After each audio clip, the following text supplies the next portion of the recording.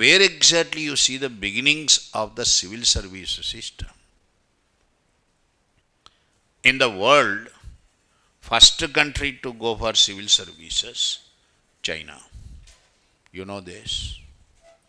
China, the first country to go for civil services. Every year, recruitment, civil services, civil services. First country to go for a systematic recruitment of civil services on an annual basis, it was China. It is China. Civil service started from China. You have civil servants under Guptas, civil servants under Sultans, civil servants under Mughals. Civil servants under Guptas, you call them Samant. Samants. Under Sultans, you call them Iqtadars. Iqtadar and Mukti.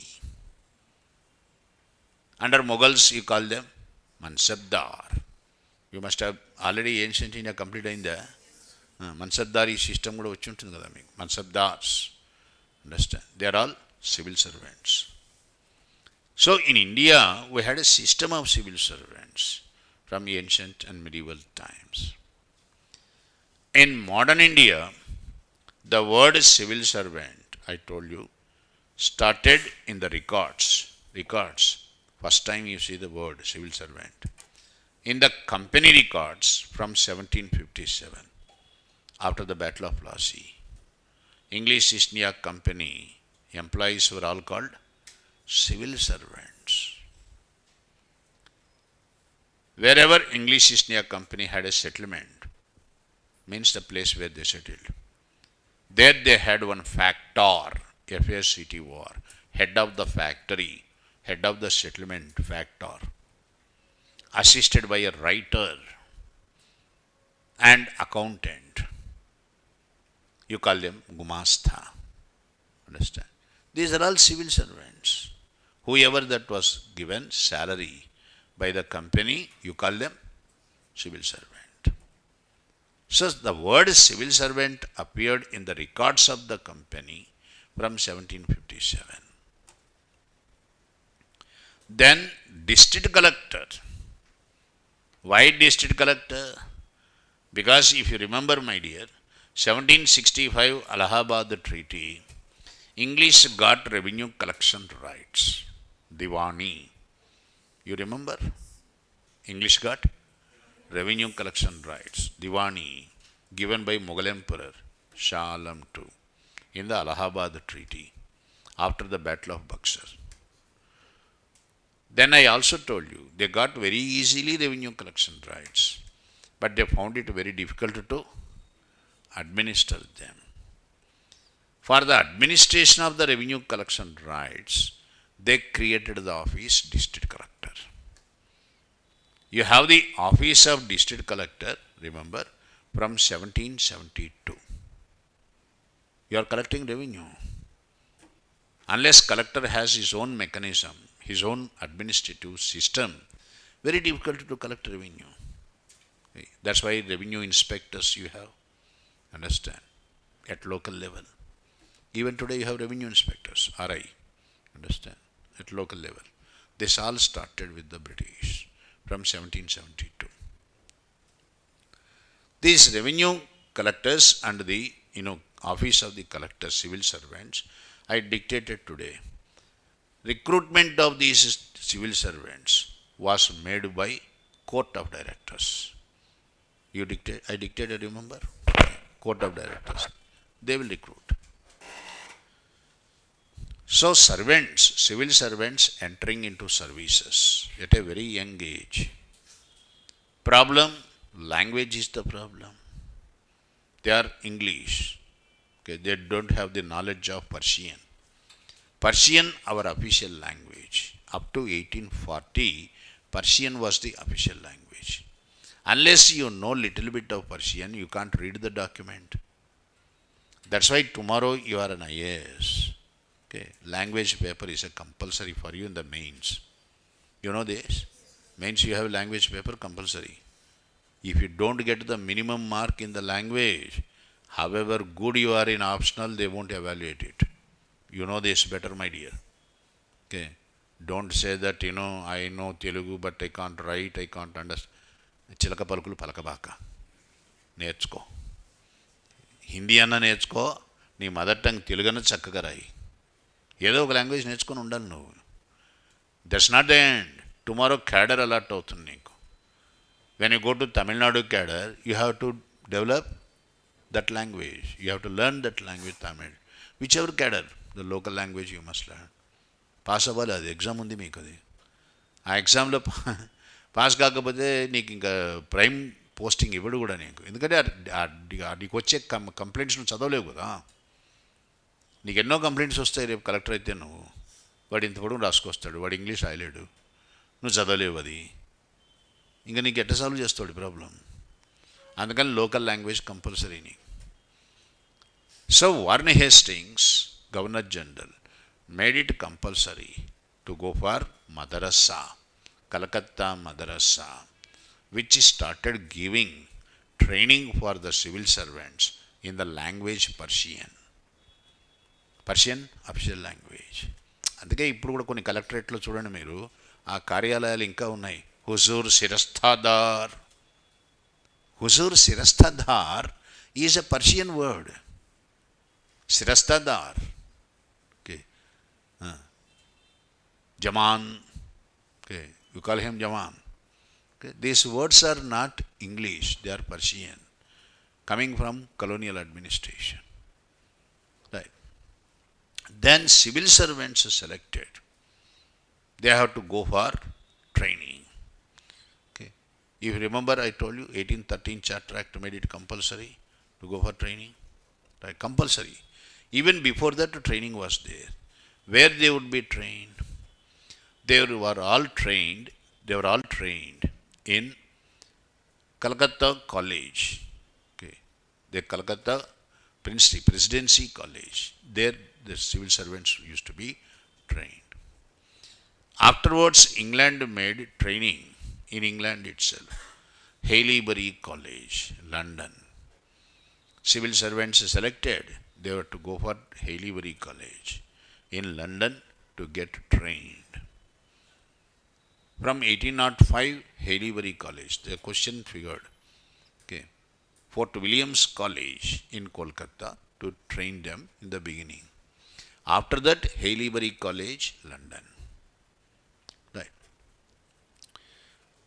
Then Cornwallis, Governor General Cornwallis. We call Cornwallis the father of Indian civil services. Father of Indian civil services. Why you call him father of Indian civil services? Because Cornwallis created revenue service, police service, and judicial service, dividing the services: revenue, police, and judicial. Cornwallis created the office of the Superintendent of Police. Superintendent of Police, SP. You call him Daroga. Persian word, Daroga. Daroga Sahab. Understand? This started with Cornwallis. Cornwallis drafted a code, detailed code, on the behavior of a civil servant. రేపు నువ్వు civil service select అయితే కూడా నీకు code ఇస్తారు ముందు. ఆ code చదువుకోవాలా, దానికి తగ్గట్టుగా ఉండాలా. కోడ్లో ఏముంటుంది? ఎక్కడ పడితే అక్కడ కనబడకూడదు. నువ్వు రాత్రిలో ఇష్టం వచ్చినట్టు తిరగకూడదు. అటుపై కూర్చొని ఆ బార్లో కూర్చొని మందు కొట్టకూడదు. పబ్లిక్గా సిగరెట్ తాగకూడదు. అండర్స్టాండ్? అన్యూజువల్ ప్లేసెస్లో కనబడకూడదు. నువ్వు సెకండ్ షో సినిమా పోయి చెడ్డీలు వేసుకొని అక్కడ కూర్చొని వేలపాట్లేయడం ఇట్లాంటివి చేయకూడదు. దారిలో ఎక్కడ పడితే అక్కడ కూర్చొని పానీపూరి తినకూడదు. ఇవన్నీ ఉన్నాయి. ఎక్కడ పడితే అక్కడ కూర్చొని తినకూడదు నువ్వు. అర్థమైందా? Are you understanding? You are not to be seen in unusual places. You should not be seen enjoying street side. Okay, food places or joints, restaurants and all that. Not to smoke, not to drink in public place, not to laugh and cry in public place. ఇవి కూడా ఉన్నాయి మీ కోడ్లో. ఎక్కడ పడితే అక్కడ ఈ పిచ్చి పిచ్చిగా నవ్వడము, ఏదో చేష్టలు చేయకూడదు నువ్వు. You should maintain the dignity. నీకు డెకరం డ్రెస్ కోడ్ కూడా ఉంది నీకు. ఓకే, షార్ట్లు వేసుకొని వస్తా, టీ షర్ట్ వేసుకొస్తా, సగం గోసి పెట్టుకొస్తా, ఇట్లా అనకూడదు. అర్థమైందా? మీకు ఒక యంగ్ ఆఫీసర్ చెప్పాను అనుకుంటాను, కొంచెం ఆమె అతి చేసింది, మంచిగా లేడీ, గుడ్ ఆఫీసర్, కానీ she somewhere committed certain acts which are objectionable. Jean pant T shirt వేసుకొని August 15 పెరేడ్ పిచ్చిగా పబ్లిక్గా నవ్వింది. This matter was taken up very seriously by chief secretary. He gave her a memo, behave yourself. నువ్వు నవ్వకూడదు పబ్లిక్గా, పైగా T shirt వేసుకొని వస్తావు. Okay, that's not the dress. So ఈ కోడ్ అంతా ఎవరితో వచ్చింది? Cornwallis had given a clear guidelines when to promote an officer, when to demote an officer. ఎట్లా ప్రమోట్ చేయాలి, వాడిని ఎట్లా తగ్గించాలి, సాలరీస్, అలవెన్సెస్ అన్నీ నీట్గా రాశాడు ఆయన. Code de Cornwallis, civil services code. For Cornwallis, power must be divided in civil services. Your district collector, you have enormous powers. You are first class magistrate and district collector. Magisterial powers you have, and you have also revenue powers. They both are concentrated in one office, district collector. That's why collector's office is very powerful. Now Cornwallis was not for concentration of these powers. He was for separation of power. He divested, in other words, Cornwallis removed, divested means removed, judicial powers for the collectors. Collector, you are only a revenue officer. You shall remain as a revenue officer. You have no judicial powers. Cornwallis was not for concentration of power in the office of the district collector. For Cornwallis, concentration of power would lead to corruption. Very powerful office. Okay. So this power must be curtailed. And Cornwallis never had a good opinion about Indians. Indians are not fit for top services. He always held the low opinion about Indians. He never encouraged Indians in civil services. After Cornwallis, William Bentinck. Bentinck gave back judicial powers to the district collector. Cornwallis removed judicial power. Judicial power restored to the collector by William Bentinck. Why? Because Bentinck was convinced by Thomas Munro, Munro's school of thought. You remember Munro, principal collector of the ceded districts. Munro, who introduced Raitwari system. Okay, you forgot, I think. Thomas Munro, Colonel Reed, principal collector of ceded districts, Munro. For Munro, collector is like the father of the district administration. Unless collector has enormous power, collector cannot discharge his duty. Okay. Revenue officer, how can revenue officer discharge his function without magisterial power? That's why William Bentinck restored. William Bentinck gave back magisterial powers to the district collectors. William Bentinck accepted in principle to promote Indians in the administration. That's exactly the reason why I dictated 1833 Charter Act for the first time accepted Indians eligible for civil services. I dictated 1833 Charter Act. It's because of William Bentinck. Right. Then Indian civil service exams, written competitive exams. If you remember, I told you 1854. With 1853 Charter Act, recruitment was transferred from Court of Directors to Board of Control. From 1854 onwards, you had written competitive exams started. But these exams would be held in London. By 1863, India could produce first civil servant, Indian civil servant, Sachindranath Tagore, first ICS officer, followed by Gupta, GUPTA, LP Gupta. Governor General Lord Mayo was a bit liberal. Mayo wanted to encourage meritorious Indian students into civil services. For that, Mayo introduced scholarship scheme. Indians' main problem, finance is the problem. Meritorious Indians sit for civil service. For that, scholarship scheme introduced by Mayo, Governor General Mayo. Then Lord Lytton. Lytton reduced the upper age limit from 21 to 19, making it practically impossible for the Indian civil service aspirants. Right. He also introduced, if you remember, I dictated also, statutory civil services, reserving 1/5 to 1/6 of the total number of posts for the Indian civil service aspirants. Statutory civil services 1/5 to 1/6 for princes and jamindars, conservative section. వాళ్ళు exam రాయాల్సిన పని లేదు. They don't have to take exam. They simply can apply. They will be appointed. If you remember, I told you, this is where our Indian middle class thoroughly disappointed with Lytton, Lord Lytton, and his conservative policies. Then Lord Ripon, progressive-minded Ripon, I told you, Ripon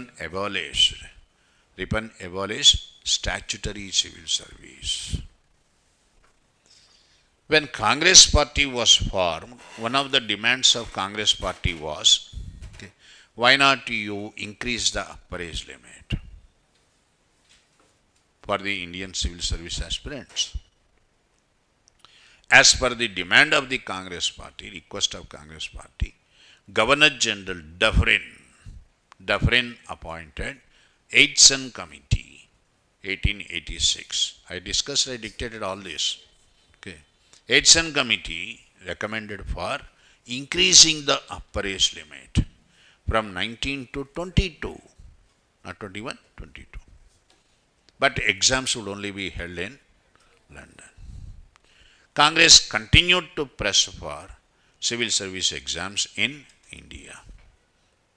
In 1893, Parliament passed an act, agreed in principle for conducting civil service exams in India also, but it was not given any effect.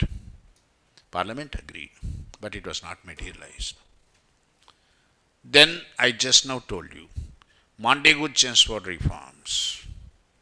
They said Indianization of civil service is very important. Every year they would allocate, they would definitely spare 1.5%, 1.5% recruitment for the Indian civil service aspirants. Whoever that gets selected in the merit list, that's okay. Whoever that go to the merit list, Indians. That apart, 1.5% would be reserved for Indians.